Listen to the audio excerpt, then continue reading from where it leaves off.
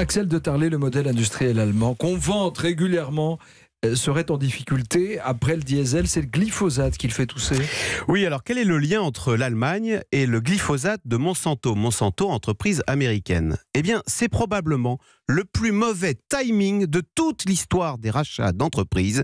Figurez-vous que l'américain Monsanto, donc qui fabrique le glyphosate, a été racheté en juin dernier par l'entreprise allemande Bayer. Donc juste avant tous ces procès et ces amendes en cascade, Bayer a racheté Monsanto en juin 2018. 2 mois plus tard, août 2018, première condamnation par un jury californien. Donc Monsanto jugé coupable du cancer d'un jardinier.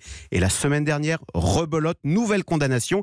Alors cette fois plus inquiétant parce qu'il s'agit du cancer d'un simple particulier. Vous voyez, il n'était pas agriculteur ou professionnel.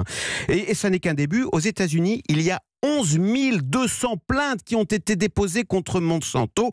Donc c'est une catastrophe qui s'annonce pour Bayer, dont l'action s'écroule à la bourse de Francfort. Évidemment, le patron allemand de Bayer est très critiqué, d'autant qu'il a racheté Monsanto hors de prix, 63 milliards d'euros. C'est un record pour une transaction en Allemagne. En Allemagne, on le surnomme, ce PDG, le plus grand destructeur de valeur de l'histoire économique allemande. Non mais c'est incroyable cette histoire. Comment un PDG avec de l'expérience et de cette envergure n'a pas vu venir tous ces procès liés au glyphosate ? Eh bien, c'est symptomatique de l'Allemagne. Parce que ce patron allemand, il continue toujours à croire à son modèle Bayer, vous voyez, et à ce rachat, Bayer étant le champion mondial de l'agrochimie. Demain, il faudra nourrir 10 milliards d'êtres humains sur Terre. On a besoin des pesticides.